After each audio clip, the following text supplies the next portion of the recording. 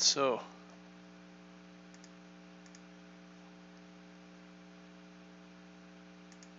we live? Waiting. Hello stream, welcome. Hope your day's going well. Welcome, welcome. Are we live? I think so. Yeah, it looks like we're live. So, hello. Hey, so I was just watching this. Kanye West surprised Jimmy Kimmel in Brooklyn. That's so cool, man. That's so cool. I want to say that. I know this video is not really supposed to have anything to do with anything else, I guess. It's supposed to be sort of strictly about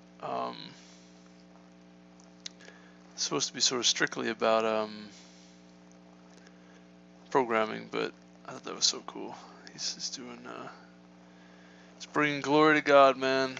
Properly bringing glory to God. He's doing it. It's really cool.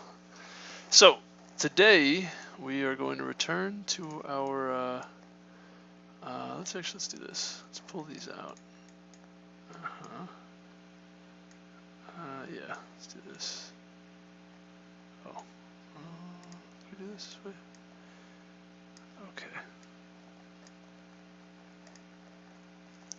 Okay. What's that doing?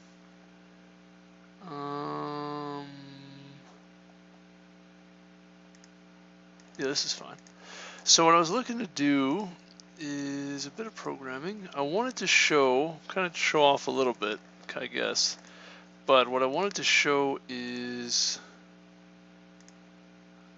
let's put this here.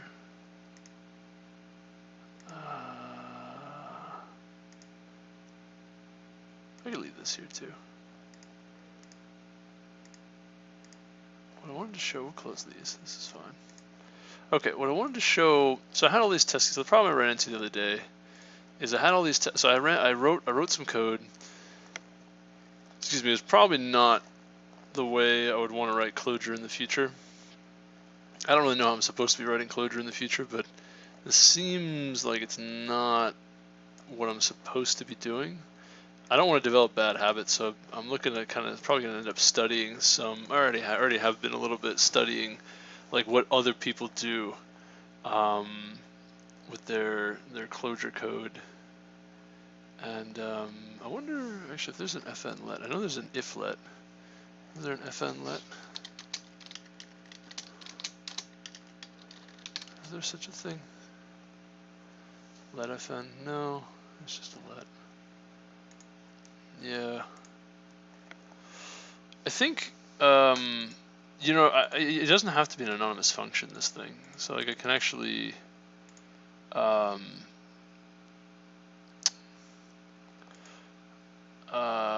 name this. Like I can put the name here. Anyway, sorry, I'm kind of sort of irrelevant, but what I wanted to say is I don't think that I'm really doing this correctly. This approach, this just doesn't look right.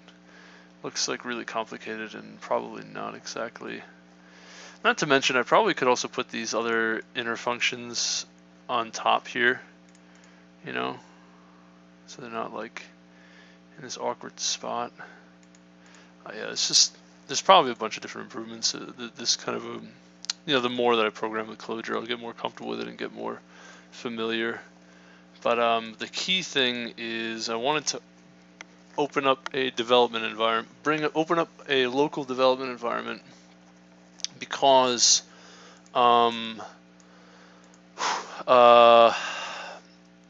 these test cases were just way too much, kind of unwieldy. There's 100,000 of these, and each one is maybe up to 100 characters. And basically what I want to do is save this to a file on my local hard disk, and then run these test cases through the program that I wrote here. But on my copy this program onto my local machine, and then compile and execute and use as input this file on my hard disk, right? And the idea would be that I could then time the code, and find out exactly how long it's taking me to get through this program. And then I can do a kind of, what do they call that, sort of a manual profiling, where I can put in different timestamps throughout the code and find out which parts of the code are taking too long. And then if I do that, then that would be good, because then I can get a sense of, yeah, I can profile parts of the code, figure out which part of the code is taking such a long time, because I don't know what part of the code is taking a long time. That's the problem. Like, you know, there are guesses I can make as to what might speed up the program, but overall, I really don't know what is taking the time. Something's taking a lot of time. I don't know what it is. I also probably could clean this up, this code. There's definitely probably some opportunity to clean it up. You know, kind of probably condense it a bit more, and, you know, move things around so it's not like, because this just looks kind of bad. You know, it's got this here and then this here. Like, I could probably put this on one line here and then put this over here, and, you know, put these things on the same, you know, put this on the one line at a time. I don't know, something. Just condense it a bit, move it around, move this into a different spot in the let, rather than have that, like, you know, these could actually be their own functions. This recur pop stack and swap stack it, or like, these probably shouldn't be like nested private functions. It just seems really like unusual, strange, and kind of meaningless. Like, these are already private functions in here, local functions. I don't need like local functions local to the local Clojure. Like, it just make them local is fine. It doesn't need to be like nested locally closures. That seems bad. It seems kind of unnecessary. Now that I'm looking at it a second time, like, that's the thing with anything you work on. Like, when you come back to it with a fresh face, fresh eyes, fresh mind, kind of like immediately see the things that you could change and do differently, do better. Just kind of interesting. Yeah, I wouldn't have all these problems of, like, you know, I'm like kind of messing up my formatting, trying to shove the, you know, I have all this white space over here, and then try to shove this all on like shove these things onto multiple lines, because I can't fit them on a single line without going off the side here. It's like, why are you doing this to yourself, bud? Oh man, it's pretty wild. This is like a super easy problem too. Oh yeah, let me read the problem again, just so we have that. So I'll read the problem again, and then I'll go into setting up like a local development environment, what that looks like. And then I will copy this program, copy that input, output, and copy these things, and then what is he going to say? I wonder what, I have to look at the way this spits out too, because I could actually just set this environment variable before executing, because I'm going to execute this from a terminal, so I can actually set this environment variable in the terminal. I finally understand what this does too. I mean, I think I always knew what it does, but now I really understand it, because I do a lot of programming with terminals, and yeah, the software that I work on uses environment variables heavily, so it's like, which I think is not like, I don't think it's like an uncommon thing. So yeah, they use environment variables heavily, so I'm familiar with that, and I want to, yeah, I could look at what spit does. That'd be interesting. And what are we doing here? There's a few things I've mapped out here to do. So let's go ahead and jump into setting up the development environment, right? Why not? Let's get to that first. So, set up development environment, I use Visual Studio Code. I like Visual Studio Code. And in particular, in Visual Studio Code. I recently updated it. So what I'm going to do, you also might notice I use Git Lens, one of the extensions. That's pretty cool. So what you're going to want to use for Clojure is lining in, which you'll probably figure that out. If you just Google search it, you'll find it. You can see I went and just lining in. All right, this is like one of the go-to Clojure package managers, I guess we'll call it, project managers. What's it called? It's a, I don't know what you would call it. It's not really a package manager as much as it is a, what would you call this? I don't know what to call it actually. It's just like a utility, because it does a lot of things. It's like a project management utility, but it can automate compiling, which is really nice. Well, not just automate compiling, but allows you to easily compile and run the program, your source code, without a lot of extra sort of scripts, I guess, something like that. It's basically like build. I don't know if it's build scripts. It's like, I don't know. It's just like I don't know how to express it. It's actually really kind of nuanced what it does. Kind of sophisticated. Nuanced, sophisticated, multifaceted, maybe. It's just called a utility. It's a multifaceted utility that can easily help you easily manage your project. Not manage your project, but easily like compile and run your program. That's what I use it for, really. That's what really appealed for me, is like easily compile and run your program and maintain dependencies and stuff. So yeah, I would recommend it. It's quite good. Then that's what I use. So I've got that installed. Now, installing on Windows is a bit of a small relatively quick process, but something of a process. And obviously on that web page, it's got how to do it. What I would do, what I did is, so in Visual Studio Code, you notice if you want to get a terminal, there's a built-in terminal, which is pretty cool. Now I use Bash, and you may notice something here. Not that I use Bash, excuse me. So the thing about Lineagen, though, is that you're going to want to use PowerShell, and this is kind of a neat little trick to get the PowerShell terminal open. Like if you notice, this default is Bash shell, right? So you want PowerShell. So the way to get PowerShell is go over here, click select default shell, then you get a whole bunch of options for shells. You can select PowerShell, and then you can exit this shell, and then get a new shell, and it'll open up PowerScript. The thing about PowerScript is you might want to have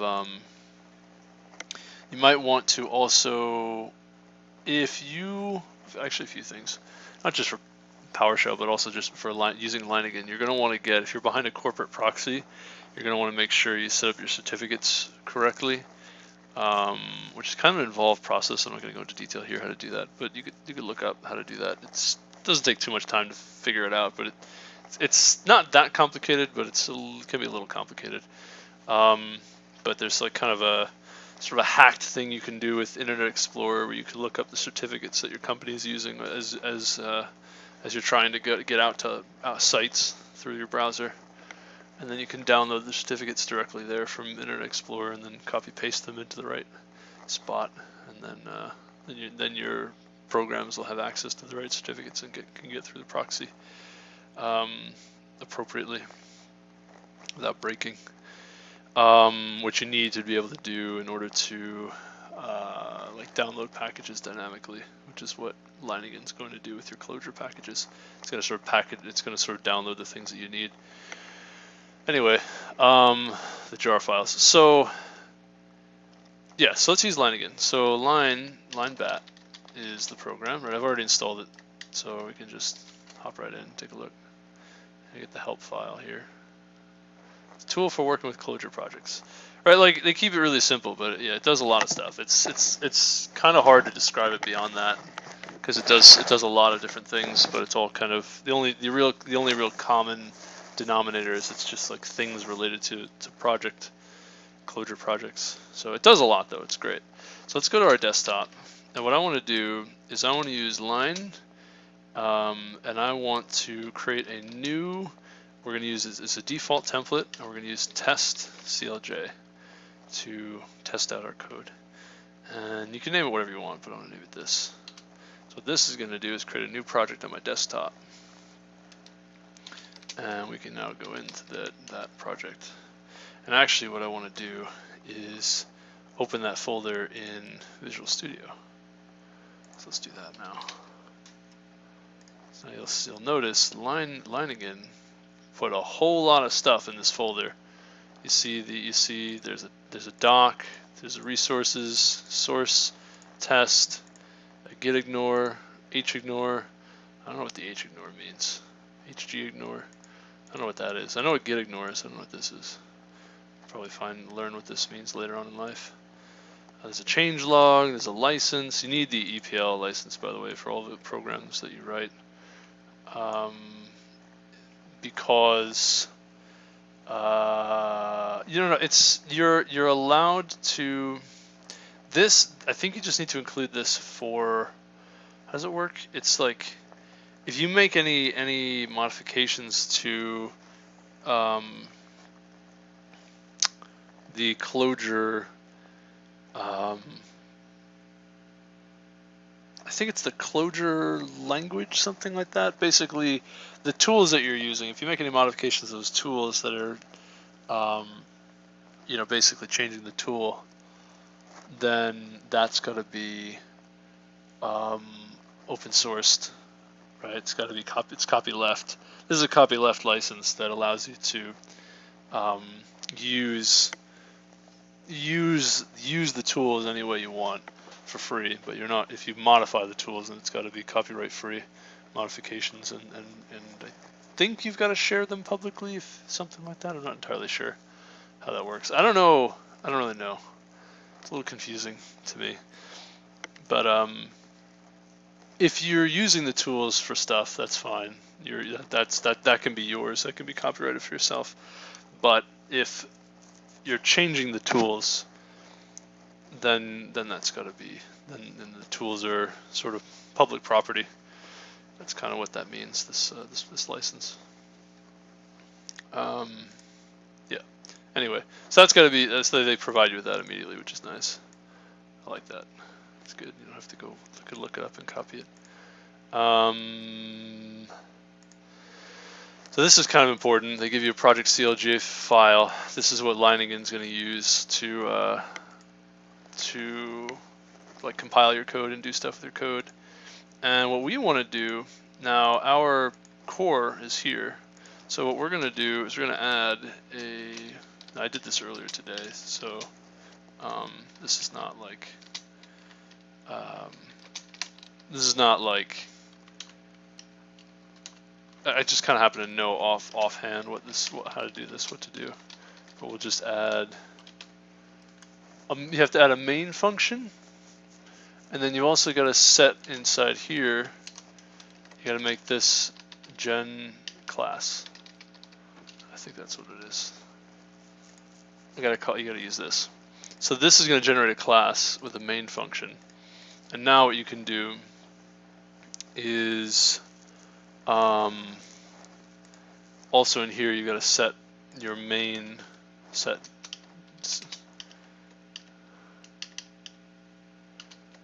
I kind of want all of these to be like tabbed over. You can set your main here to be. It's going to be test underscore CLJ core. I think that's what we want. And this should also just be underscore. It gets kind of funky when you use underscores. Kind of just want to make sure everything's underscore instead of a forward slash, a dash, because the dashes are interpreted as like subdirectories, something like that. The dashes and the dots, which gets kind of confusing. So when you try to run your compiler. So now we're gonna try to compile. So the way we're gonna do it is clean, line check, and line run.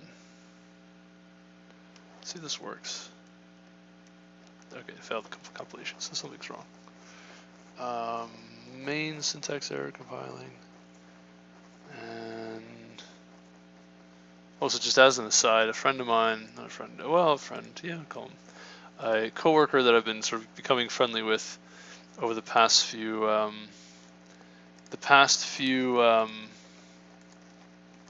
days, weeks actually, coworker I've been becoming friendly with over the past few weeks. We were talking about oh, I'm so itchy. Why am I so itchy? We were talking about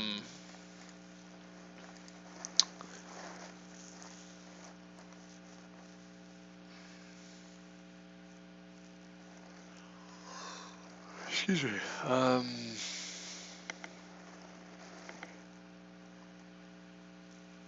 We're talking about all of the, see all of these errors, all these lines. We were saying that basically the way Java, there's like a kind of a standard thing in Java to just kind of throw at every function call, and you just kind of throw the exception upwards to the next function call.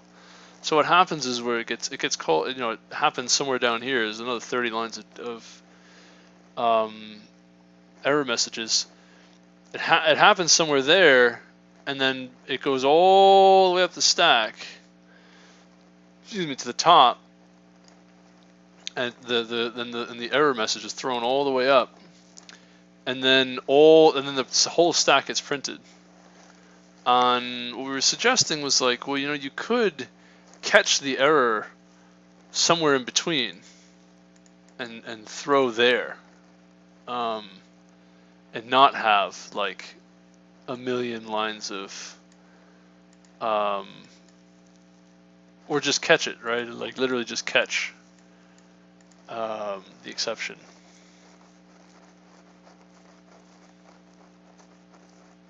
Not have a million lines of error message. Something like that. We were talking about it because it was like, Every now and then you'll see just some Java program when an exception is thrown, it's just like this massive wall of messages, exception messages. We were talking about like how you could change this. You could say, look, in C++, you just crashes your program. In Java, you get this, you know, wall of exceptions, and what you could do is create a flag that will just crash your program instead of, and create sort of a stack trace instead of printing this wall of error messages. And the suggestion to push it through would be that it's a security threat to just print the stack trace, because every now and then you can see the stack trace being printed in production code to the general public. That's proprietary code being shown to the public, because the stack trace appears in public, and you can glean some information about that code. Not like anyone could do anything with it, but you know, someone who's really clever, if they happen to catch it, you know, you have a little bit more information about the program works under the hood, and you could do stuff with that. I don't know what you could do, but potentially something, which creates small security risk. It's a small security issue. So you can actually, you know, and there's loads of financial institutions that are like crazy about security, so you can use that as leverage to get them to push for this change to make sure that that you can actually just crash your Java programs, and then that in theory would clean up this mess that you see. So you wouldn't see just like a flood of error messages, but you'd have sort of proper error handling, error catching throughout your Java code as you have it in C++. Anyway, that's kind of an aside, but I thought that was an interesting idea. Not something I intend to pursue myself, but I thought I'd kind of throw that out in the public. Anyone who's listening, anyone's interested, that's a thing with Java. Anyway, so it looks like we have some compilation error here, and I wonder... Oh, that's why. It's define function, not define. So that would be the problem. That would be the problem. Compiling. Okay, so it compiles. You don't actually need to run the check. Now you can just do run each time. I would just want to do check for one time. And what happens when we run? Excuse me. Cannot find test CLG core. Oh, I should. Really? It's a class of CLG 4-line run. Please check the spelling. Oh.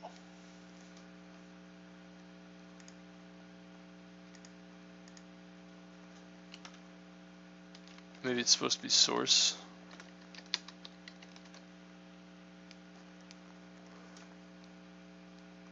Or maybe it's just...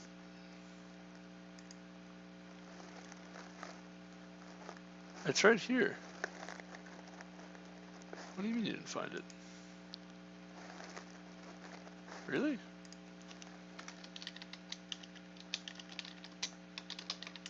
Oh.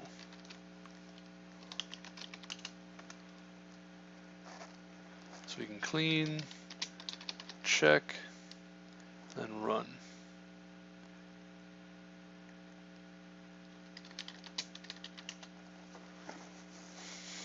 Oh, it's so itchy. Wow. I don't know why. I don't know why it's so itchy. Why, please check the spelling. Really? Really? You're kidding. You're kidding. What am I missing here?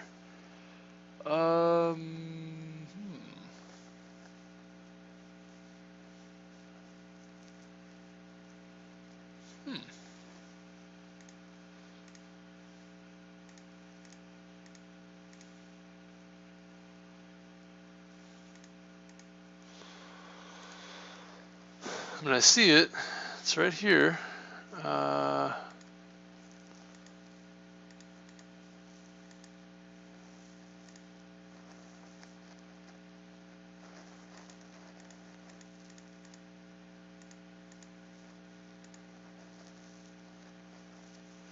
Why? I need Clojure. We have Clojure. Why, when I check compiling namespace,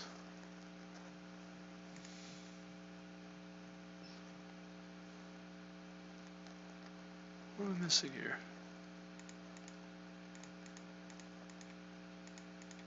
Intro MD.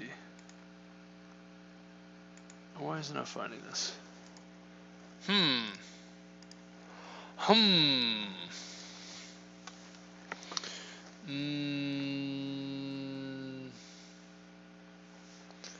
I do this? No, what is this main supposed to be? Maybe this is what I need.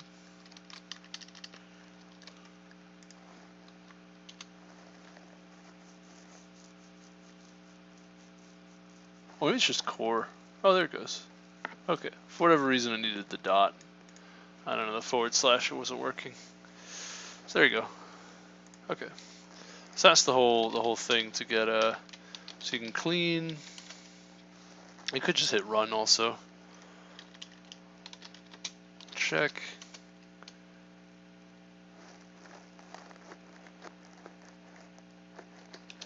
And then run.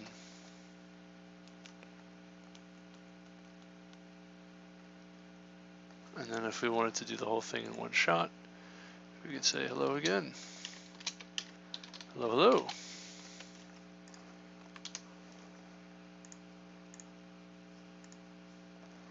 And you should get hello, hello. There you go. Nice. So there you go. That's how we can set up a local environment to test our Clojure code, which is what we want to do now. Now, what I want to do is save this to my desktop. Yeah, input is fine. Just call it some input. Desktop, right? So get some input, and let's open that input. Now, what I would like to do is get rid of this function, get the code from online, this guy, put this locally here in this file. Right. Kind of a mess, but that's okay. And then what we want to do is, what do we got here? What do we got here?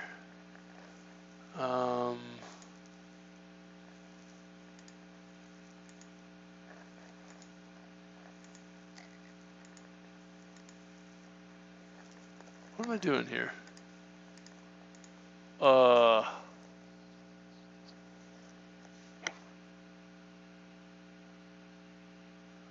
I don't know why, but I suddenly just got hit with this, like, wait a minute. What am I doing? What am I doing again here?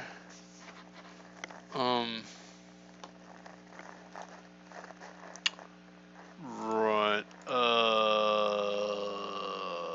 Bigger is greater function. Got it. Okay, so that's in there. We got it. Got him. Now this part is interesting because this will be, we can make this our output. We could change the output path to I don't know, we can put it right in here, I guess. And then it'll, no, so the spit will write to a file. They named it spit. It's not a particularly flattering name for for a write function. The spit function. It's like, okay. Slurp. Spit and slurp. You gotta be kidding me. Opens up with the writer. So slurp is what we want. Nice. Slurp. Spit and slurp. It's pretty visceral. Pretty visceral.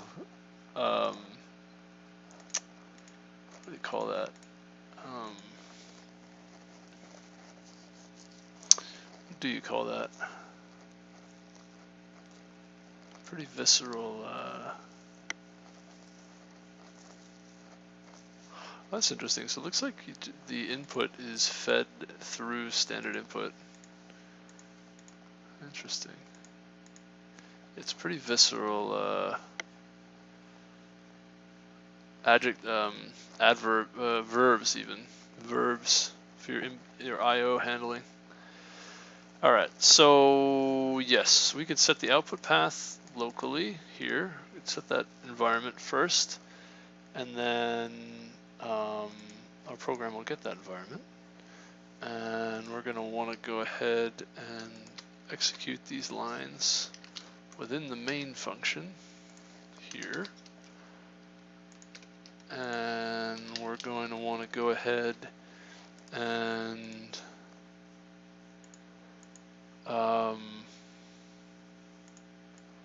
not saying hello anymore, at least not right now. Read line. So we want to redirect the input to the slurp. Can we redirect read line? Is that possible? Okay, direct. Read line Clojure. Let's go. Let's go.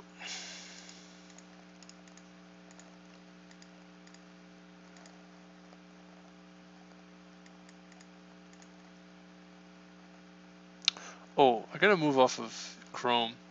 So I get all these juicy job alerts, which is nice. But I actually want to get, oh, Bluebird. Hey, instructor, software engineer. Actually, that looks kind of cool. I don't mind being an instructor. I don't mind being an instructor.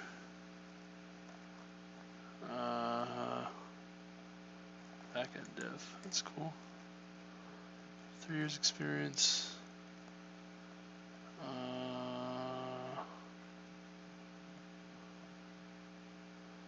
Interesting. Oh, this would be really cool.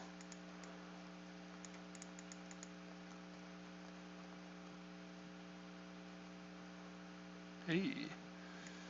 You know what's cool? I was looking, so actually, speaking of C++ and Python, you know what's really neat? So C++ is the fastest language, and when you're dealing with trading systems, you kind of need like speed, performance, just because there's so much stuff going on with these systems.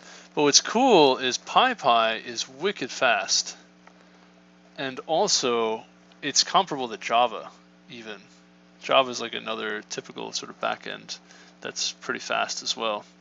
But according to these limits that you're given for your test problems, they basically give you more time depending on the language. If it's not C++, then you're allowed to take more time. Like in our instance, the problem we've got is we're taking more than 8 seconds, which is kind of a lot of time, 8,000 milliseconds. But here, PyPy is 3. It's even faster than Java, which is kind of wild because Python's pretty slow. And then Java, you would think, being like a serious back-end programming language, is actually even slower than PyPy. So yeah, when Bloomberg says they want PyPy or Python or C++, Python is extremely fast development time, C++ is extremely slow development time, but you can use PyPy, which is like really fast development time and really fast code, which is kind of wild. And I think what I'm curious about doing is I really like from Clojure the idea of using like immutability. I'm wondering if there's a way that we can combine the ideas from Python being very fast, PyPy, the ideas from PyPy, and from Clojure about making sort of everything functional and immutable and have a lot of concurrency, and create a really fast programming language it's really fast development, and it's very good concurrency features. I'm wondering if I can invent my own language. Actually, well, there's a thought. That's something I should probably do. I should pursue that. That'd be really cool. I would love that. That'd be awesome.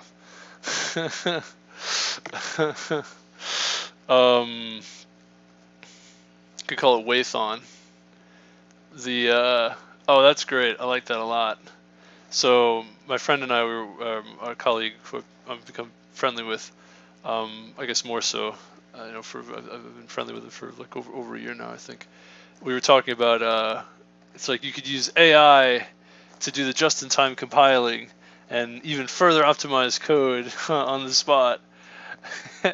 and we'll call it AI-thon, AI Python, because you have C Python, R Python, and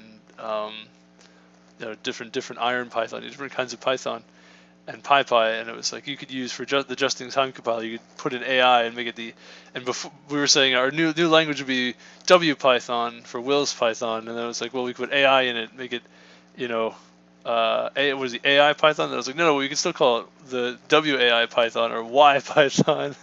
The Y Python. Why would you do this? But actually, if we take out the P, make it the Waython, and then that could be like wholly inspired the way. I would like that a lot. That seems like a lot of fun. That's also a pretty neat story for how we named it. Waython would be just-in-time compiled Python that uses that has idiomatic Clojure idioms, immutability idioms. So it has immutable data structures. So it would be like Clojure-inspired immutable data structures that support like concurrency. So immutable data structures, but also and also encourages the functional programming idioms, but is also just-in-time compiled the way that PyPy is and uses Python syntax for the most part. Yeah, mostly Python syntax. It's not actually Lisp syntax, but mostly Python syntax. Encourages functional programming, but not necessarily always functional programming. Uses, you know, the sort of more comfortable Python programming folks use, but definitely encourages. Yeah, I'd have to figure out how to do all that. And then using AI to do the just-in-time compiling is like, I don't know how I could do that, but that'd be really cool too. I don't know if you could run multiple passes of your program and it can sort of learn how to optimize the just-in-time compiler even further over time. It's like, that'd be interesting. That would be interesting. That'd be the Waython. Super fast, like C++, super efficient to develop because it'd be like Python, and then has also the functional programming aspects to, you know, avoid whole classes of problems. It could be super efficient to maintain. The ultimate programming language. That'd be a good time. That would be a good time. Anyway, how's it going, brother? You should look at learning AWS. You can create a free account. Those types of jobs pay a lot. Node.js backend development with AWS. Cool, very neat. Welcome back. Hope your day's going well. Welcome. How are things? How are you? All is well on my end. And yeah. I'm like messing around looking at jobs. Oh yeah, there's loads of jobs. Look at Python developer. Wow. It's like the job for me. Looking like the job for me. Yeah, all these jobs pay well, I'd say. Wow. But yeah, I'd be so into that. Make my own like programming language that optimizes for very specific things. Specifically performance, maintainability, and how quickly you can write your programs. So you could even use it in interviews, and you can use it to write serious backend applications very quickly. Like, oh, that'd be awesome. That'd be so cool. That's something I should keep in mind. That'd be awesome. Dude, I'd be so down. And yeah, they just want basically someone to teach. I would be so down for that, to teach at Bloomberg. That'd be a great time. That would be a great time. I should apply to this. I don't have 3 years experience, but I have 2 years coming up in a couple weeks. Like a few days. Friday I'll be 2 years. This would be so cool. Cool. Kill. I don't want to give away too much, but I work for a competitor of Bloomberg's, so I definitely have relevant experience. Anyway, or get a consulting job. Dude, that's wild. 130 to 170. Nice. Yeah, like that. Just be a consultant. Anyway. I was gonna say I need to move to what is it? Firefox with DuckDuckGo as my main search engine. But it's like to the main browser engine, or not browser engine, but the main search engine associated with the browser. But then I miss out on these juicy job posts, man. Miss out on these juicy job posts. Did I ask how are you, UKK? Thank you for popping in, saying hi. I appreciate that. I don't know if I asked. That's cool. Anyway, let's okay, what I want to do is we're gonna use Slurp, but what we want to do is want to take the input, and we want to make the input. We want to change our in variable to not. We want to change the in variable to. We can make an input path variable as well. We could just do this.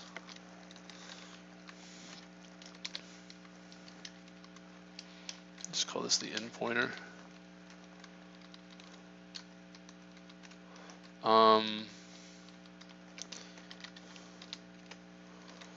But we also want, I think we want to set in to this in pointer. That's really the thing. That's what we want to look at. How do we do that? I want to redirect the standard input of my Clojure benchmark. I've passed the file as an argument, trying to find the equivalent code in Java for Clojure. Use the decapo suite. How do you do this? Let's go to the answer. Dynamic binding intended to be rebounded, local scope and bindings, like so. With open is reader, binding in is. Oh, interesting. Wrapper system in, not system in itself. Change this binding does not change system in, only affects Clojure functions that use in. Okay, cool. So we just wrap everything in this binding. Now,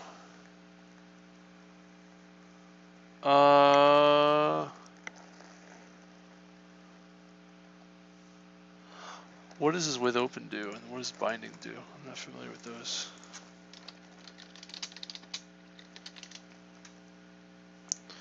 But yeah, if you're curious what we're up to here, we're trying to profile our code, manually profile our code. Love my job, got a girlfriend who loves me and is into investing like myself, no complaints. Hallelujah!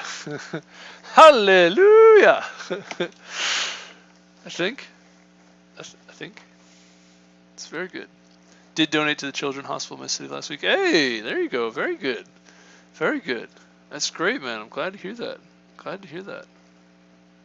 It's a very positive thing. Yeah, man. Yeah, a lot definitely. I would say those are the folks. If there's, that's definitely like top, like of whom to donate to would be children in the hospital. Definitely, I would agree. I would think so.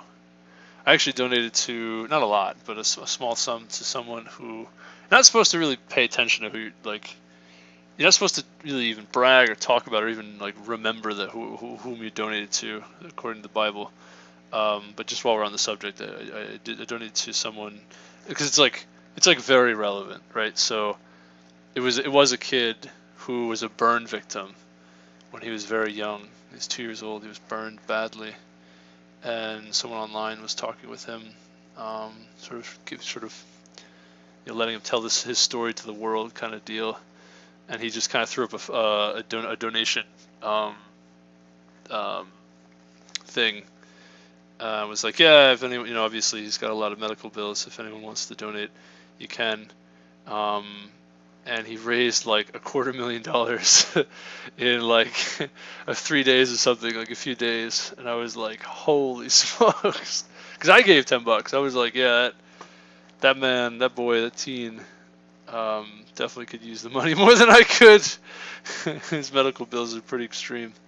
Probably. No, I shouldn't. I should just say probably considerable. His bills. That family could definitely use the $10 more than I could. And apparently a lot of other people thought the same thing. That's like, dang. But yeah, it's kind of inspiring to see folks like that, because it's like, that's a heck of a human spirit to live on after such incredible. He was like really severely burned, I should say. He was like very severely burned. The point where he was missing limbs and stuff. It's like really. It's a good deed, man. Nice. It's always good to give back when you're doing well.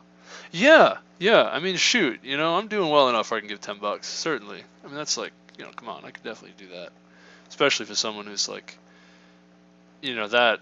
I mean, there's no amount of money in the world that can change what happened to that man. I think he's a teen, so I don't know. You could call him a man. Nothing in the world could change what can ever compensate for that. It's so extreme. But I mean, you have philosophy, you have spirituality. Then it's very much the Stoic thing, and I believe it's also sort of a biblical thing. To the body, as it decays, it kind of glorifies the spirit as so. And I would argue with this gentleman, his spirit was like kind of astounding. It's like really kind of, it says inspire. People would say inspiring. Other folks might say inspiring, because it's like, yeah, you know, it's like pretty serious condition he's in, severe condition he's in, and he's still, you know, just taking life day at a time, glad to be alive, glad to, you know, be doing his thing. It's like, that's great. It's fantastic. It's really, yeah, it makes, you know, it's makes me and my problems seem really small, which is really kind of nice too. I mean, that's, I guess, part of the thing. It kind of puts things in perspective when you see someone like that, meet someone like that. Not that I met him, but you know, I don't know how do you describe that. I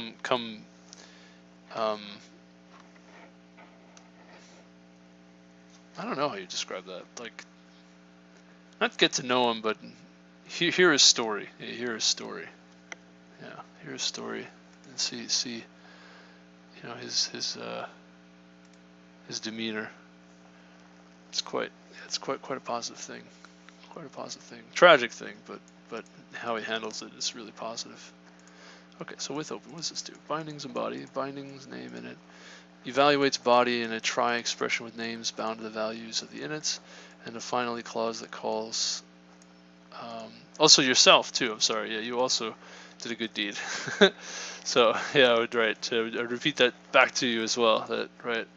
Definitely, it's nice when you're doing well for yourself, and give back when and where you can, in small parts here and there. Is definitely a positive thing. Definitely a positive thing. Although something to remember though is that's not something to like, I guess, brag about. You know, it says something about that in the Bible where I still don't fully understand it, but it says something like, when you give, your right hand should not know that your left hand is giving. I think that's the exact line.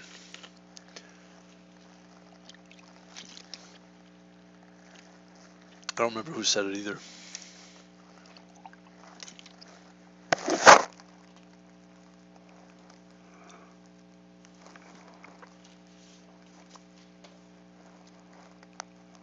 I interpret that as like, you're not supposed to really, excuse me, put too much weight on giving. You're supposed to give and not really, yeah, not really like think about it too much. Something like that. So actually would be, you don't even know that you gave, which is a little more extreme than, it's like actually give and forget that you gave. Yeah. So okay. Bindings, name in it, evaluates body in a try expression with names bound to the values of the inits, and a finally clause that calls .close name on each name in reverse order. Interesting. So this, see, the thing is, we don't need this binding. This is a binding right here. So we can just bind in right here, right then and there.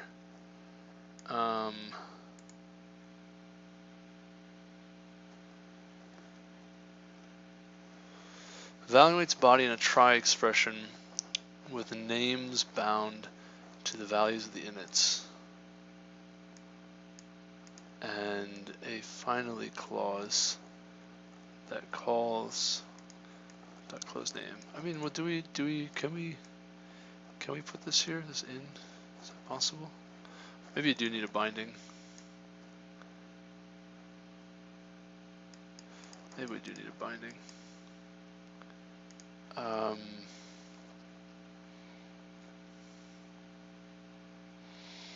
Finally clause that calls .close name on each name in reversed order. The finally clause, finally means that after the body the expression is called, you always execute this finally, whether or not the try expression caught or didn't catch. You always execute finally, and then .close name on each name in reverse order. Calls .close name on each name in reverse order. Interesting. I wonder if we can do this. Does this work? If we do with open, so what we would do is we'd say, okay, let's do with open, and we're going to bind. Now the way they did it is we're going to say our test, we'll just say test1, and what we want to do is, oops, excuse me. We want to use Clojure reader, Java IO. Okay. So we want this. We want also Clojure Java IO reader. Do we need to require that? Do we need that? I don't know. Wonder if that matters. Does this do anything? Can we do this? Do one thing at a time, right? So just comment all this out. For the, oh, actually, you know what? This is a cheeky way to comment out code Clojure. Let's see what this does. All right, compiler, nice. So like what I like to see. So compiling main.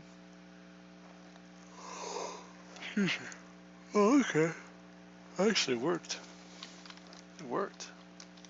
Amazing. And we're going to in pointer. And we're going to set environment. We'll say, so how do we set environments in PowerShell? PowerShell set environment. We will find out. PCMag.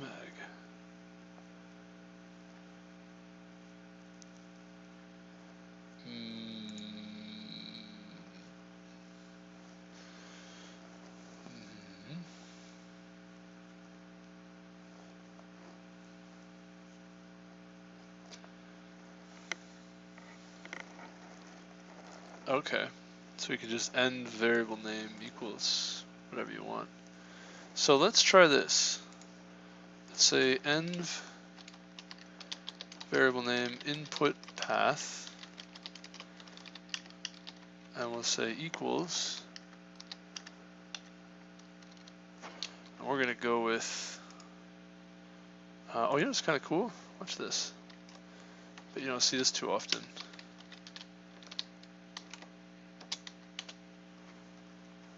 Check that out. Isn't that neat? Now we can get the path here. So we said env input path. Okay. And actually we want not just the desktop. We want this particular, there's input file. Oh, I got a whole lot of junk on top here on this.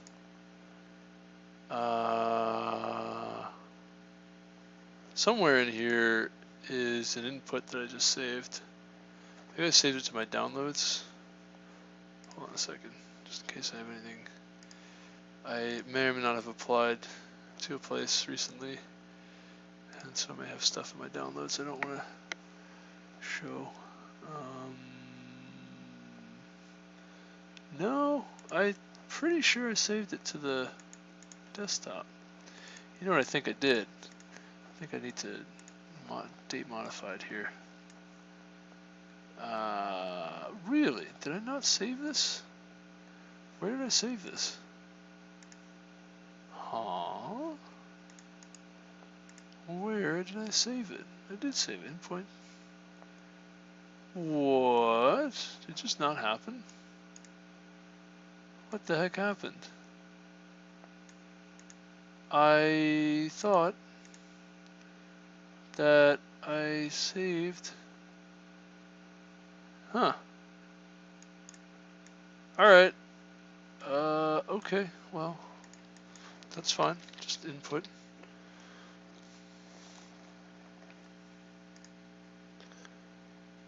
Oh, I did, yes, some input. I thought I saved this. Removed. Oh. Oh, I know why. Oh, I did. Oh, that's why. Okay. Got it. Also removed.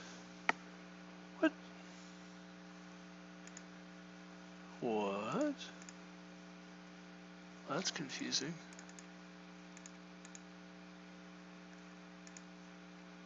Oh. What is going on? Huh?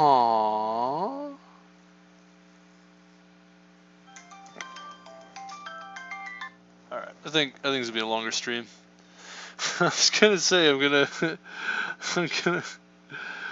was like, yeah, I'm gonna go ahead and just take an hour for this stream, but this is gonna take a little longer than an hour. Excuse me. Why is this not saving? Some input. Maybe I gotta refresh this. Maybe that's the problem. That could be the problem. Ah, that makes sense. Okay, got it. Just need to refresh the pages. Gotcha. So I gotta submit it again, get these errored out test cases, and then reopen them here. Yeah, okay, that makes sense. It's kind of annoying, but that's what it is. Okay, now we can save this here. Okay. Now, I don't know what I did to my computer where it wasn't saving this file, but there it is. Now it's there. Nice. It's a little weird. It is what it is with the AWS. You can see this Amazon Web Services here. Oh yeah, I do have an Amazon Web Services account, by the way. I turned it off recently because I was being charged, but I have it. It's open. So I actually have my own machine though. Like I have my own Linux machine that I'm going to create. I'm going to get Mobex term on this laptop so I can program and remote into that machine. And then I do have a monitor and keyboard set up for that machine. I'm going to put it next to me here. I don't know if I'll even be using my laptop anymore. I'll probably end up using that machine for a lot of stuff. Probably go back and forth between these machines. But yeah, I'm going to put a website on my machine and probably end up eventually moving some stuff to the Amazon Web Services if I make money on the website or what have you, because it's a lot easier to like scale, I think. I thought it would be cool to kind of get my own infrastructure, like my own machines, and have a little like server type thing going on over here. I have enough space to do it. I could put like a rack over here, but there's a few issues with that. Actually, one of the big issues is just flat out like, well, not a really big issue. It's a minor issue, but I don't know. Like, I guess if it's easier to just pay for like Amazon services, then that's better than like going through all the effort myself to like re-implement the stuff that they built already. It just seems like, well, why would you go through that twice? Or why would you reinvent the wheel? It's kind of like the difference between like building your own car and buying a car. It's like you could just buy a car. Although if you have the skills to build a car and the equipment to build a car, then it's like, well, maybe you do want to build it for yourself. But yeah, it might be better just use Amazon Web Services after all.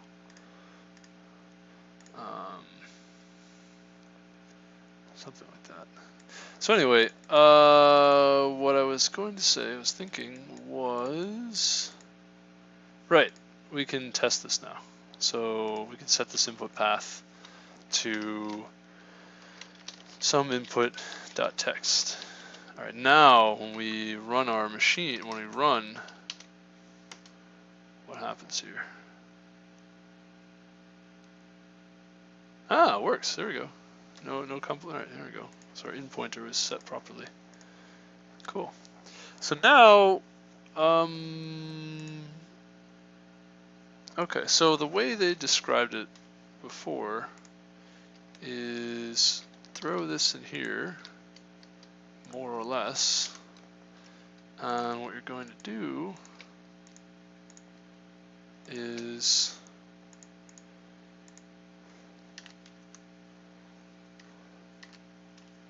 what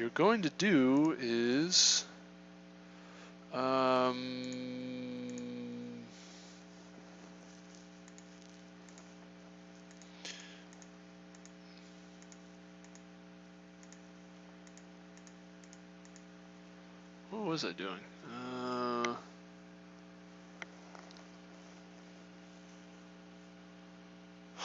There's a binding, right? So bindings, and we're going to say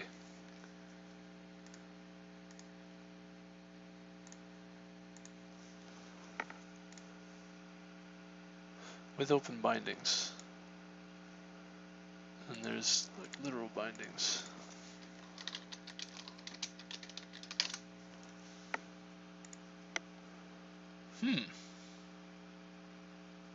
New bindings.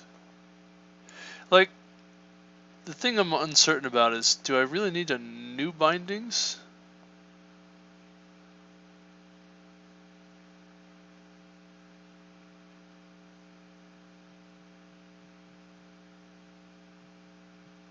The new bindings are made in parallel, unlike let. So this is actually kind of important, because I was sort of, it's not abusing, but making use of the fact that let creates a local context for bindings, and I was executing sequentially my program before. You'll see that if you notice in this program, you see this let. I'm actually executing the program itself, all the different calculations sort of sequentially based off of what was previously bound, and then just returning the final result, which may or may not be the right way to do this, by the way. But I kind of like doing it this way because I can get whatever variables I want, and you can kind of, basically the bindings are variables, and you don't really have variables otherwise in a purely functional program. So I kind of end up doing this. I don't know if this is normal or natural or what I should be doing. Like, I don't know what the alternative to this is exactly. Yeah, it's kind of a little uncertain about it. I'm a little uncertain about it. But that is a kind of important distinction that, obviously you can't do that with this bindings call because it's done in parallel, meaning all of the bindings are made at the same time rather than sequentially one after the other, so you can't refer back to the other ones that you've already created the bindings. All init expressions are evaluated before the vars are bound to their new values. Interesting. So I'm not sure if I actually need the second binding. I don't know why I would need it, but we will throw it in there. So bindings, so we're going to say in and test1, right? And then the idea is that all this stuff inside then gets called inside this binding.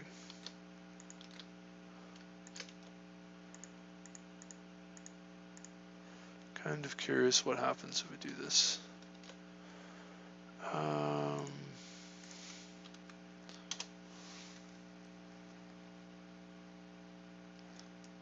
Don't have an output path, so I think it'll crash, right? Error, syntax error, 129.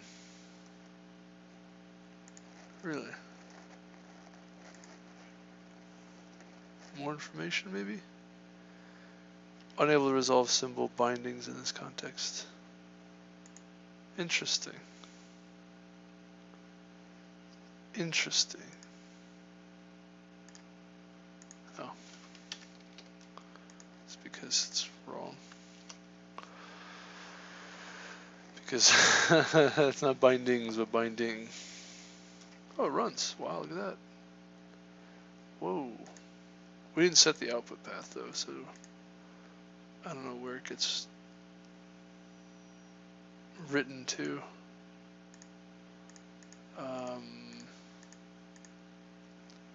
Could set the output path though, so it's the environment output path equals, and let's go like right here. Can I do that? No, that's not a good idea. Let's do it like this.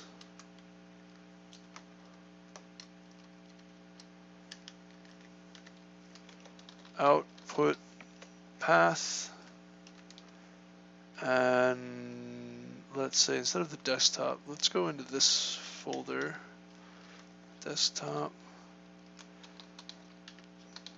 test CLJ, output. Let's go. Okay, what happens when we line run? Alrighty.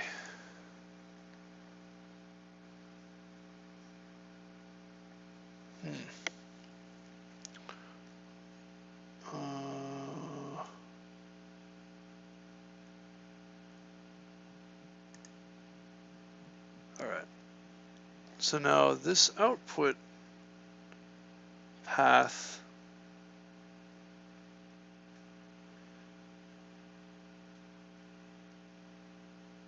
now I don't know if I need to wonder, do I need to, I wonder what the slurp and spit does. I wonder if spit is okay to just give it a file path name, but there would be an output dot text somewhere here. Also gotta sneeze.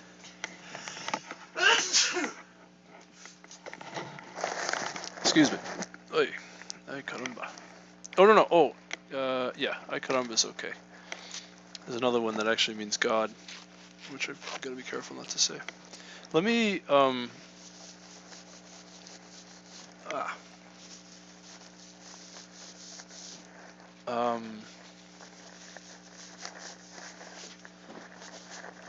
I think it's okay to say ay caramba. I think it means oh.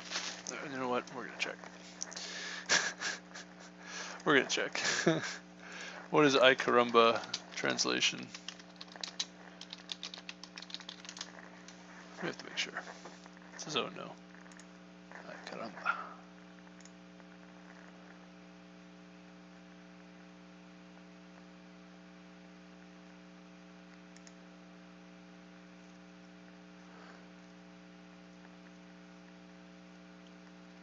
I use it usually in a negative way though.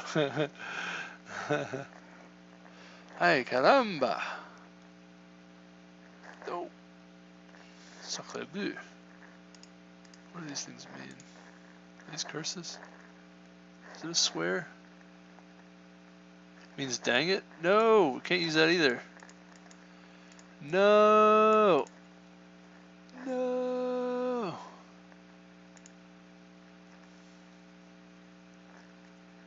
No. Oh, you can't use that either. Alright, so we shouldn't use it. This is probably the same thing. Profanity. Oh, no! It's blasphemed. I don't know if it counts as blasphemy. I thought it might be. Does it count as blasphemy if you don't know the language? Trying to not blaspheme and I just blasphemed. Come on, man.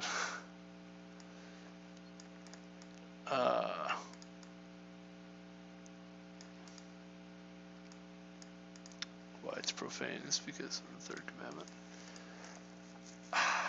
Okay. So, you know what? Just don't use these cries of exclamation in other languages because more likely than not it's blaspheming God because the devil is wicked. I'll be right back. I'm gonna get some water. All right. I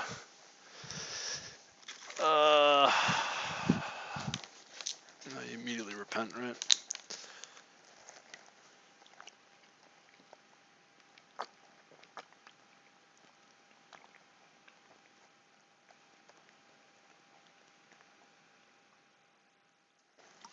Holy smokes.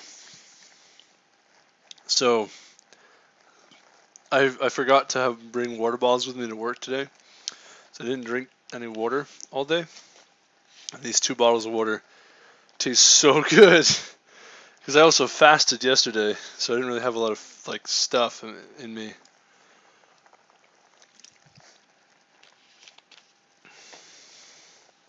I had water, but I didn't have any food. Wow, it tastes amazing. Yeah, that's great. That's very good.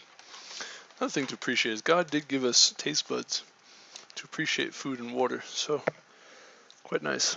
Quite nice. Not to be a glutton, but He did give us that. He did give us that. Okay, so, sorry, so, what is wrong?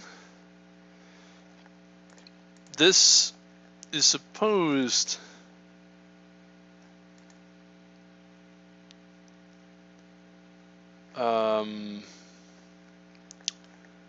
to print to this output text, which should be in this folder. Can we refresh this? Oh, that might be why.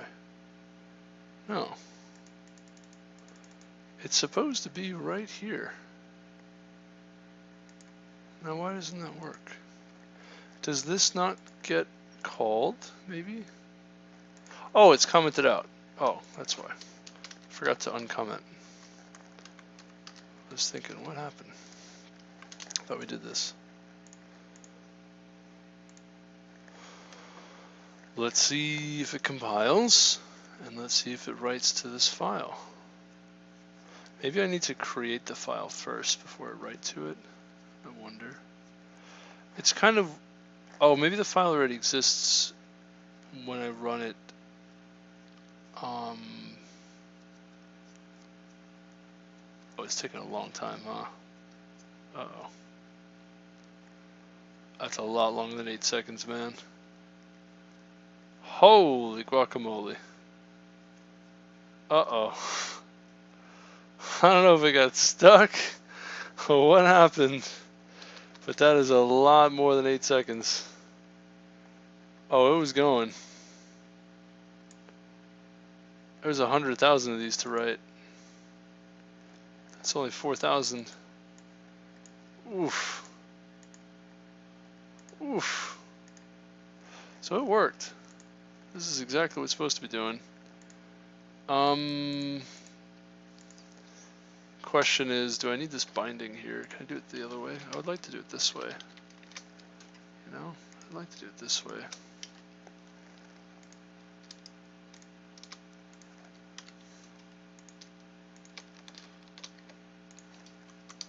Would prefer this.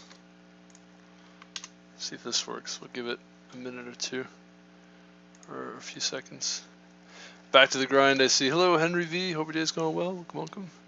Hello, hello. Welcome back. Your name looks familiar. Forgive me if it should be more familiar than I should. If I should remember, should be more familiar. Yeah, man. Yeah, man. Yeah, we're back to it. I realized some things, and I was like, yeah, I just want to program when I get home. Like, I just want to. There's things I want to do. Like, let me just program, and we'll stream it and have YouTube videos up there, and you know, whatever. We'll just do it that way. I was for a while. I was thinking like, oh, maybe I'll just like not program all the time, and I'll like cut the videos, and I'll try to make like proper YouTube videos. And then I was like, nah, that's not my style. Like, let me just start pump out those live streams. Although there are things I do want to videos I would like to create, little like, you know, I don't think it's a bad thing to do that, but I think for the most part I'm just like, nah, man, I got things to program, things to do. Like, just live stream it and go do it that way. There's a lot of stuff I want to work on. And I also I did have an idea though that I should like break up the live streams into like somewhat cohesive, coherent pieces, like an hour long, like worked on this piece, then next hour like worked on that piece, and then, you know, that way it's like people can kind of follow without just getting this like 6 hour chunk of like I did a whole lot of stuff. Like, have fun trying to find anything that's relevant to you in there. I think it's kind of unfair to the audience to do that. Alright, so this is definitely taking way more than 8 seconds, but oh no, there's a syntax error. Ouch. So did this get refreshed? No. So you know what I can do? Let me...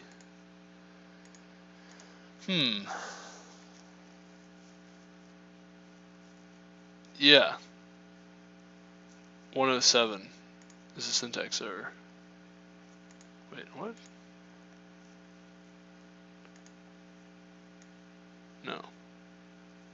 What is going on?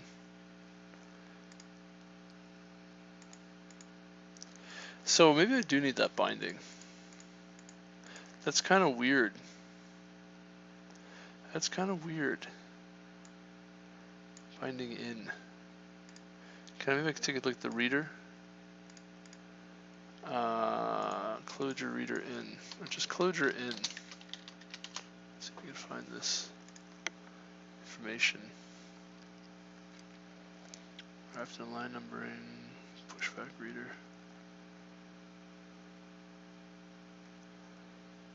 Oh.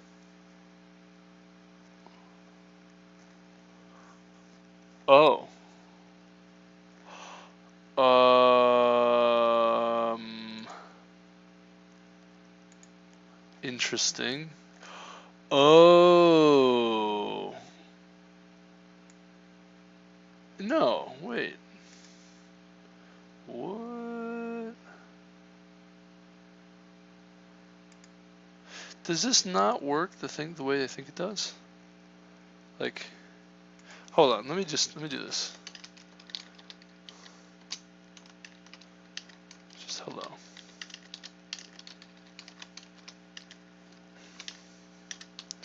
And then let's also just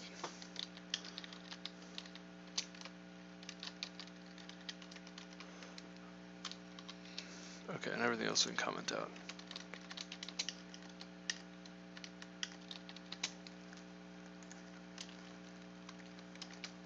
Super cheeky way of commenting things out in Clojure. I like that. Just the comment function.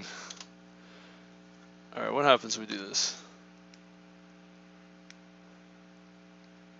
Hello. Print line, read line.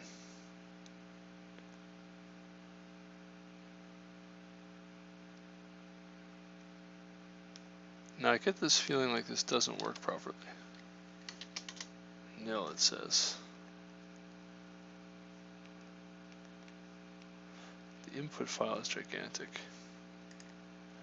We could change this to new text. Other input. And then we'll just say, hey, or hallelujah. Hallelujah. How do you spell hallelujah? It's hallelujah. Are there more than 2 L's in hallelujah? I think there are. I think there's 3. Hallelujah. Hallelujah.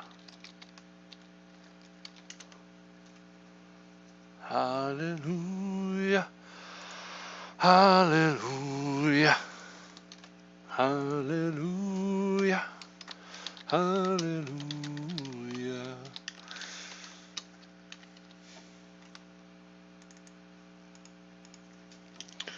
And we want other input. There we go. Give me that. Alright, let's try that now. See if this works.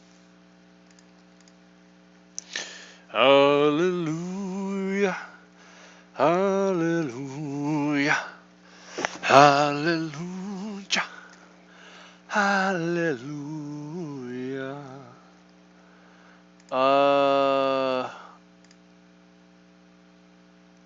No.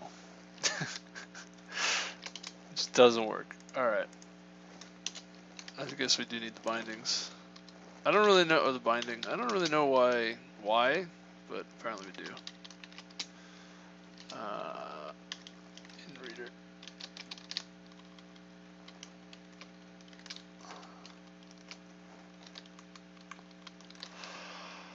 Hallelujah. Hallelujah. Hallelujah. Hallelujah.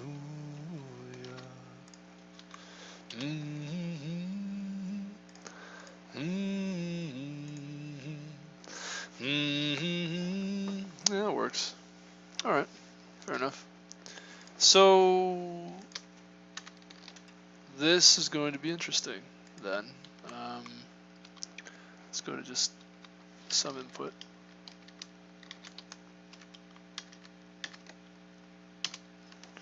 And what we're going to want to do is get rid of this comment. Yes, sir. And set up a, what do they call that? Set up a timestamp. So, Clojure timestamps we're after here.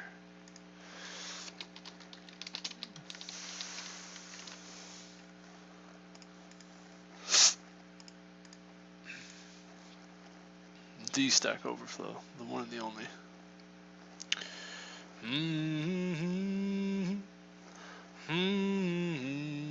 Oh, you know what was also interesting? OCaml was really fast. That was another thing that caught my attention. OCaml was crazy fast.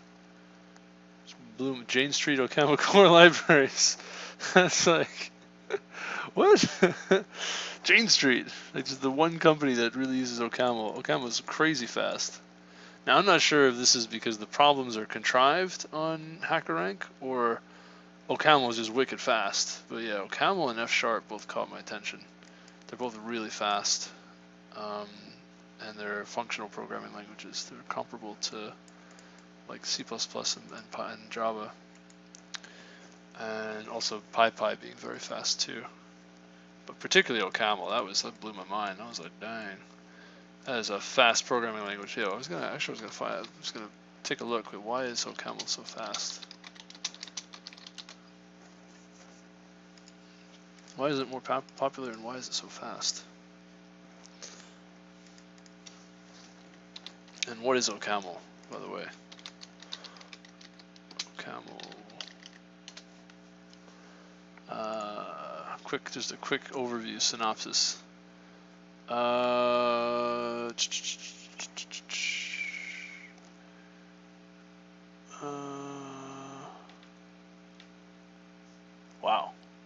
Whoa. Updated today? Is that real? New packages? More powerful than some examples for examples.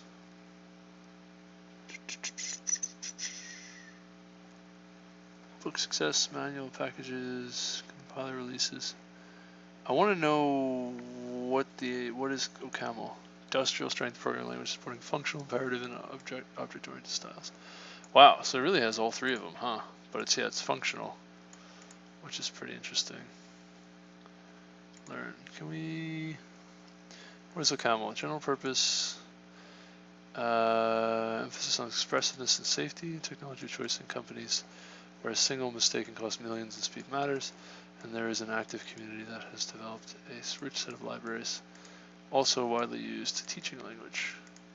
Yeah, I'm kind of thinking about picking up OCaml too. Yeah, Jane Street is like well known for using OCaml. Facebook also uses OCaml.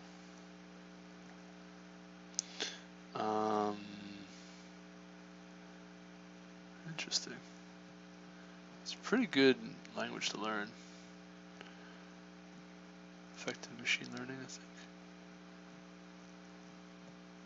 I don't know if this is ML, like, so there's machine learning and then there's ML, which is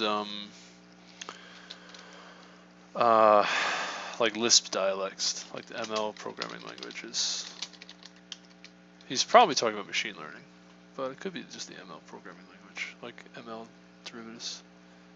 Yeah, meta language. Like there's ML. It's called a programming. It's referred to as a programming language here, but it's more like a. It influenced a whole bunch of things. It's more like a. It's like the root of a whole bunch of Lisp-like languages, functional programming languages.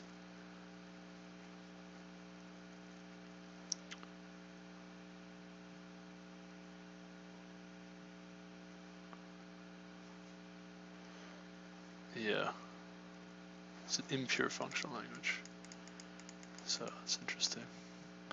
So I think this ML is referring to like OCaml programming as a sort of derivative language of the ML programming language. Now, I don't know what it actually stands for, the ML programming language. Not the same thing as machine learning. Yeah, I'm thinking about picking up OCaml as well. Like I want to learn, I'm thinking about learning OCaml, Haskell, and then, I don't know, I could use PyPy, but I could also look to, because if I want to use something that's functional programming, but it's really fast, OCaml seems to be really good. According to HackerRank, it's really good. So yeah, super fast and super like efficient to like maintain code bases that have functional programming languages. The thing about Jane Street though is because so few people actually know OCaml or use OCaml, it makes it like very specific. Where was I? It makes it very specific to like it means a few things. One, these companies will be very interested in you if you know OCaml, so it kind of makes you like kind of puts you in sort of a niche. And then similarly,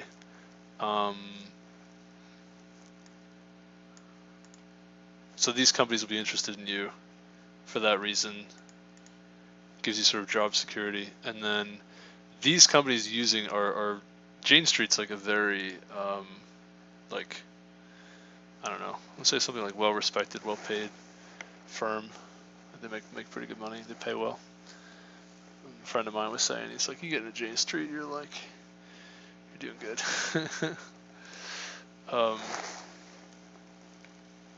Yeah, prop trading. That means they trade their own money. Wow. I tried trading my own money. I lost a lot. I think I figured out what I did wrong, but it's kind of silly.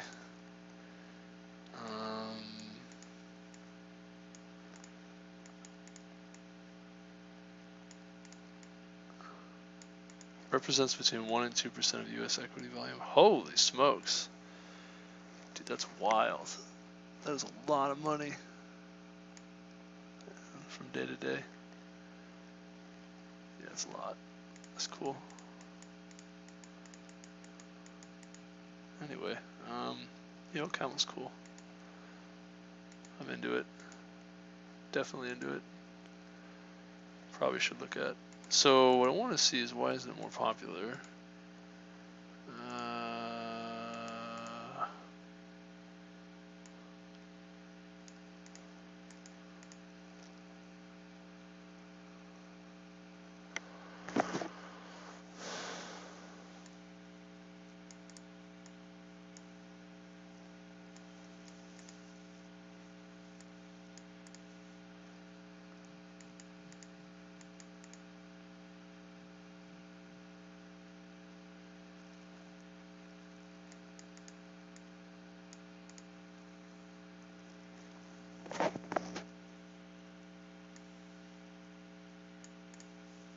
Locked. So when was this? This was 10 years ago they asked this question. Oh my goodness. 10 years later, it's still in the same spot, kind of.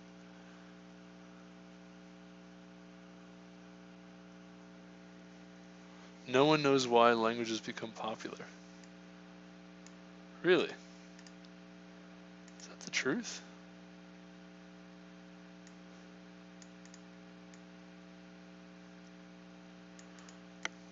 Why would they fail to become popular, but why would they become popular? Nobody knows. Huh.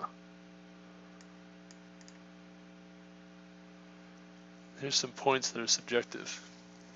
So maybe it's time to shine, but that was 10 years ago, you know, like still 10 years later, the question remains. Still not popular. You know what I think? I think it's because it doesn't have. I bet you someone's got to build a like if you look Clojure and Clojure script. My guess, if you look, so let me show you something.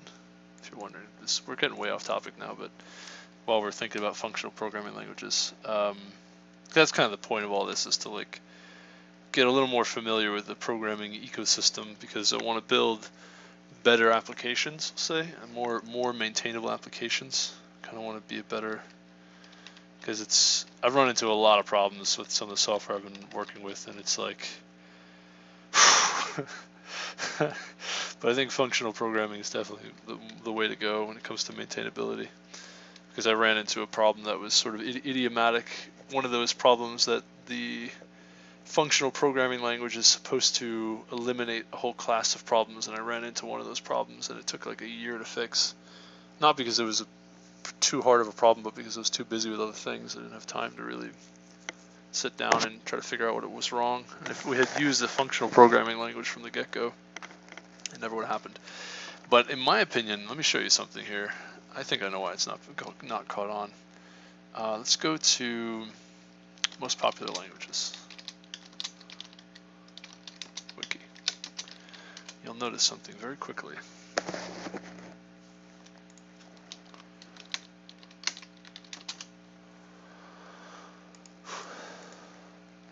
Okay, ready? Most popular websites, which really is like the most popular tech companies, right? Because you kind of have a website if you're a top tech company. There's kind of no way around that. It's sort of the crux of being a top tech company, or you're like a financial firm, in which case you're top tech company and you might not have a website. It's like not the sort of focus of your software. Also, like Microsoft is another example. Like not everybody has a website, but a lot of them are websites.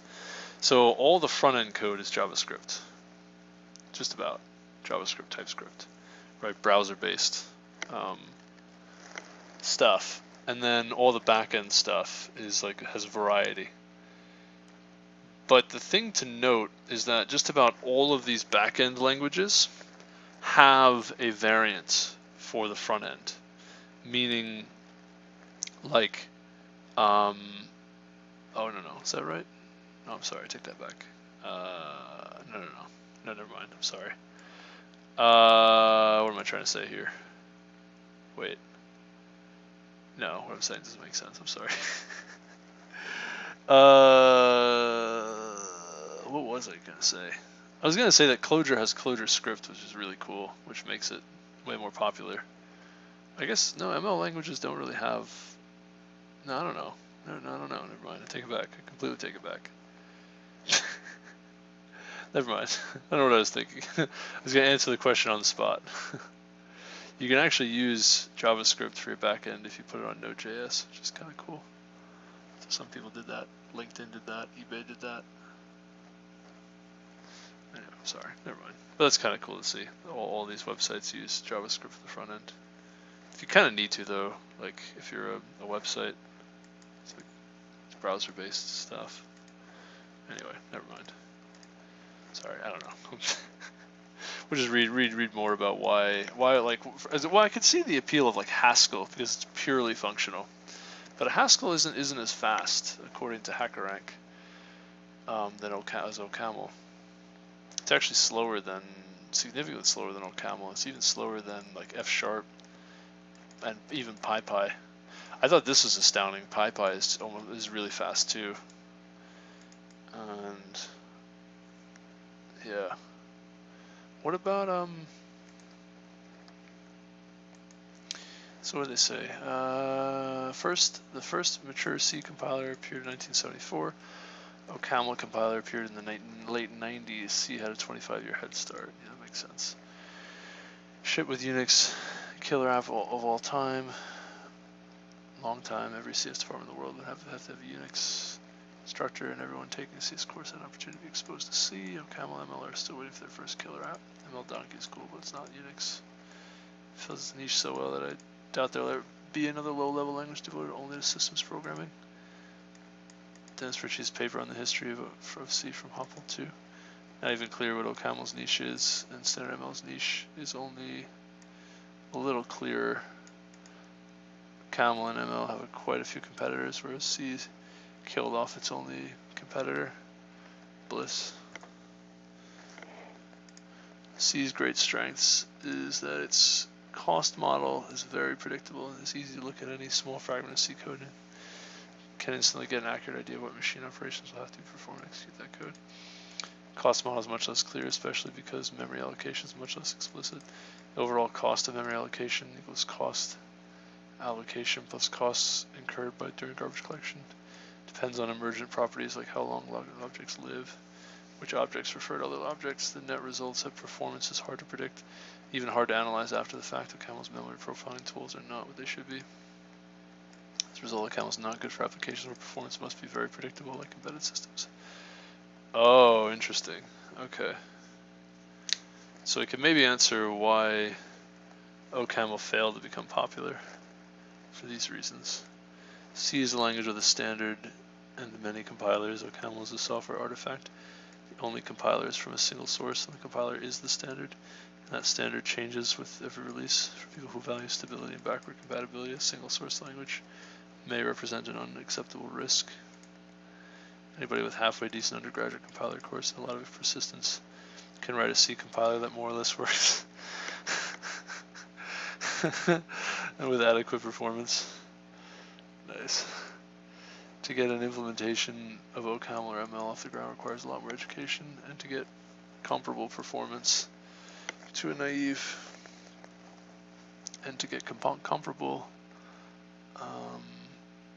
performance to a naive C compiler requires a lot more work.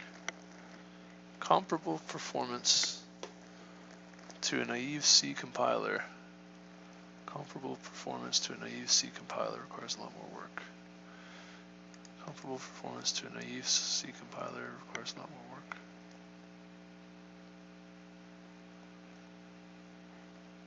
Oh, I see. Okay. This means there are a lot fewer hobbyists to mess around with languages like OCaml. Harder for the community to develop a deep understanding about how to exploit it. Interesting. So OCaml is like very niche, kind of. It's just a very rare. It just didn't get a lot of attention, a lot of love. And these are potentially the reasons why. But basically, it's like a low-level functional programming language, so it's super fast. As far as like its speed, and it's extremely because it's functional, it's extremely easy to maintain the code. This is kind of what I want. I would like to see maybe if I can write, if I could use an OCaml compiler to write like OCaml script, and that way we can have super fast JavaScript. I don't know if that's possible. I don't even know if that's really necessary. Maybe you could just use Clojure script and write the backend in OCaml and call it a day. That way you can get your functional programming on in the front end as well. Because Clojure script is very different from Clojure in terms of like where it is, in terms of like the trade-offs of programming. Like technically you could use Clojure script on the back end as well if you really wanted to, because you could use Node.js as the runtime. Clojure script compiles to JavaScript. So Clojure script is really just like a dialect of JavaScript. I guess it's just a functional paradigm added to JavaScript. So actually you really could just borrow Clojure script from Clojure and then use OCaml for the backend. Actually, maybe that's what I'll do. I'm thinking maybe I'll use Clojure script for the front end development, and then I'll use OCaml for the backend for the website I'm looking to put together. I think that would be really cool. I was going to use Clojure for the backend, but now that I'm looking at how slow everything is, you can't really get away from it. If you're going to use JavaScript for the front end, I kind of don't think it matters how you if you use Clojure script or JavaScript or whatever. It's like I don't know. Do browsers even consume anything other than JavaScript? You know, I do want to have a browser-based front end for the I don't want to try to reinvent. I guess it would be like reinventing a browser for my own website. Like that just seems insane. That seems crazy.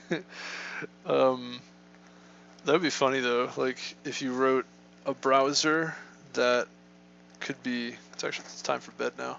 If you wrote a browser that could. Hold on. Before we go to bed. Oh. Well, I'll get this thought out. If you wrote a browser that could consume different types of programming languages to build the front end.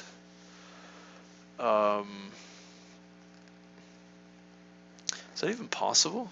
Like, how do we? What are like web frameworks? What is that? How do you? Software framework that is designed to support the development of web applications, including web services, web resource, web APIs. Automate the overhead of connectivities. Libraries for databases, templating the frameworks, and session management. Often promote code reuse. Like, these are all backend frameworks, basically, like necessarily. Like they work on they don't operate in the browser. Like the browser's got to run JavaScript every time. Basically what I'm suggesting is an extension to a browser that doesn't need to consume JavaScript code could potentially consume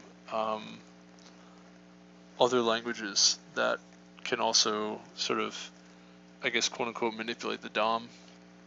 So it could consume CSS, an arbitrary programming language, and what is the other one? And HTML. So it'd be CSS, HTML, and an arbitrary programming language rather than just JavaScript. And then it could run, like, as an example, like Python has the PyPy interpreter, or rather is an interpreted language. You could actually run a browser that interprets Python using like the Python compiler or interpreter. You can go even further and use like PyPy's just-in-time compiler and really have some very, very fast front ends, very fast browsers. That'd be really cool. Yeah, that would make everybody's web experience about 2.5 times faster, just like immediately. That's kind of cool. I gotta write that one down somewhere. Remember maybe to do that. What do we got? OCaml for the back end. OCaml back end. Clojure script front end.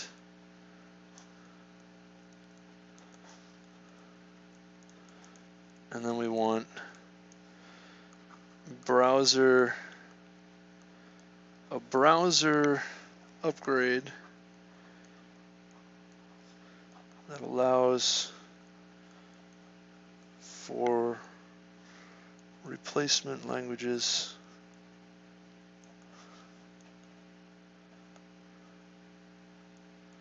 of JavaScript.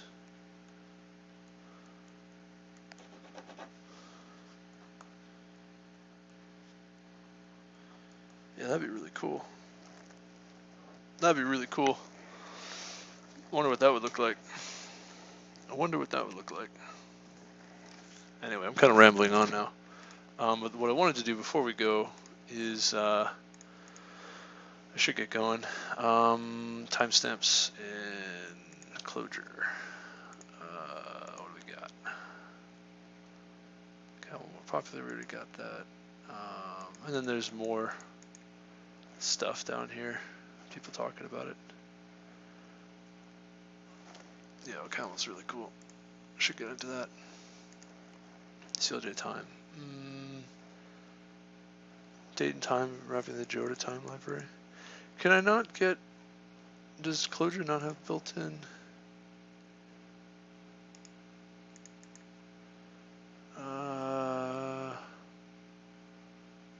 I guess you'd have to use a Java library maybe. You can, yeah, you can. The cool thing about Clojure is that you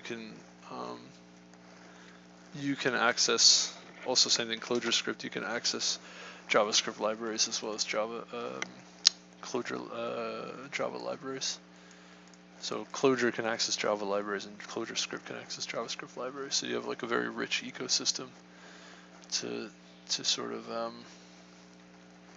what do they call that?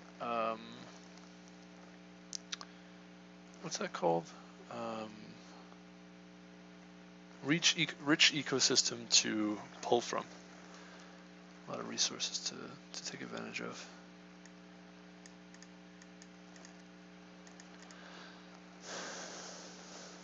Milliseconds.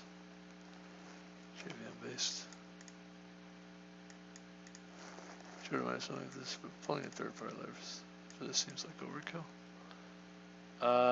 System current milliseconds. So we can use this.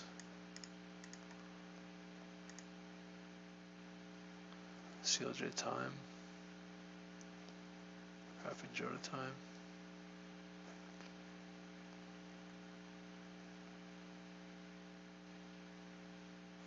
Anyway, okay, so let's do this. Let's try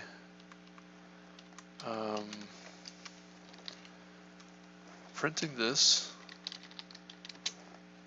and then print after it.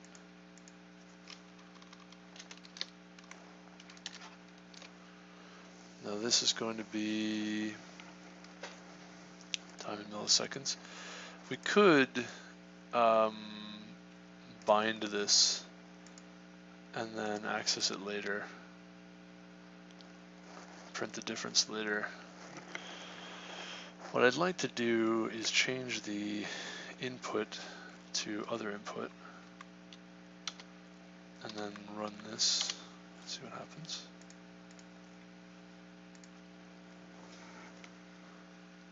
Okay.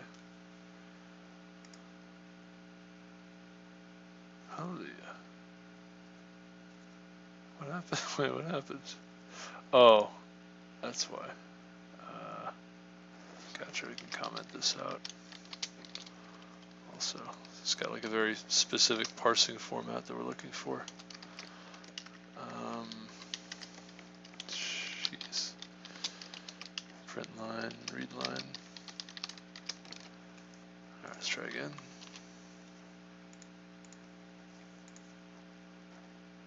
We go again. So these are the difference. This is the difference in milliseconds. You know what we can do? We can say, let's use a let in here, and we'll bind start time to these current milliseconds. Right. So I want to do a little bit of profiling here.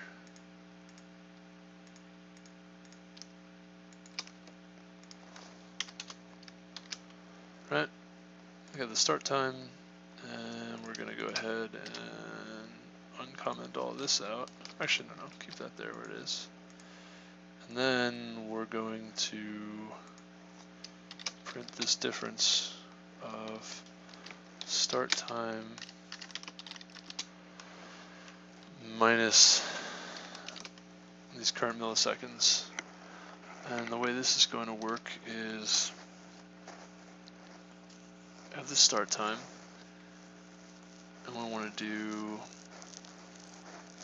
end time minus start time. The end time is going to be larger than the start time. So take that difference. And that will tell us how many seconds our program ran for. 7 milliseconds, okay. Now if we get rid of this, and instead we set the input path to some input rather than other input, now we run our program, and now we get end stream, and we'll come back. This is going to take a few minutes. I really should have been chatting, I guess, here. Well, I guess I keep chatting a bit. Yeah, So where are we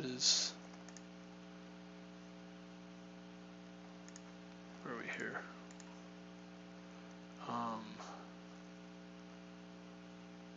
Okay. Okay, 0 concurrent viewers. Nice. Nice. So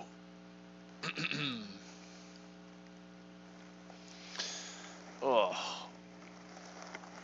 yeah, so we got a moment here to kind of ponder.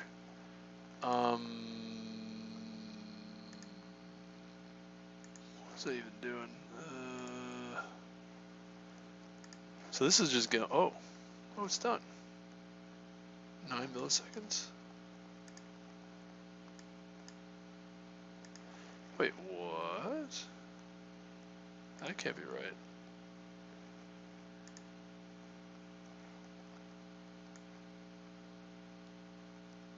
No. That's not right. Hold on, what? Oh, it's commented out, that's why. Okay. I was gonna say. So that's not. That's definitely not 9 milliseconds. This is not supposed to take 9 milliseconds. It's gonna take way more than that. Expecting at least 9,000 milliseconds. Alright, let that run for a bit. Expected to take a few minutes. Oh, so what are we doing here? What are we doing here? I don't know. We were pondering different programming languages to learn. Definitely want to learn some OCaml. OCaml seems great. Can build out a back end with OCaml. Seems cool. Clojure script front end seems cool. And then, yeah, an upgrade for the browser that allows you to use more than just JavaScript in the front end as the language. That seems like a really cool idea. Although you'd have to get into browser programming, which is kind of involved. That you can use OCaml for the browser instead of C++. Like OCaml seems like a really good alternative to C++ as a like for very high performance programs. And yeah. Build a browser in OCaml, and then build.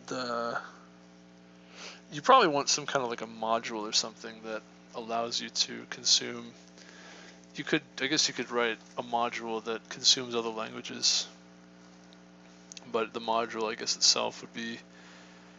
I guess you would have to include the code in C++ when you build your browser, so you can extend browser capabilities with the C++ module, and then also write it in OCaml, so that way you can. Not write it in OCaml, but I guess it would have to be C++. Browsers are probably C++. But yeah, the idea is that you open up the ability to read other programming languages. And pretty much you just, I don't know, you just have like a compiler or something, interpreter or something for other scripting languages. Like, for instance, PyPy would be really cool to see. And that would allow you, and then you just use that to manipulate the DOM exactly the same way you would normally do it with JavaScript. You just do it with a different language.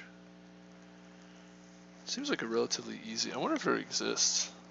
I feel like something like that may or may not already exist, but it seems like a relatively easy thing to do, and would give you a pretty serious speed boost to websites. It's a fun idea. All right, how are we doing? See, the tricky thing here is I don't actually know how far we are. I think I'm actually just gonna go to bed. End stream, go to bed. And in the morning we can see how far we got, how long it took.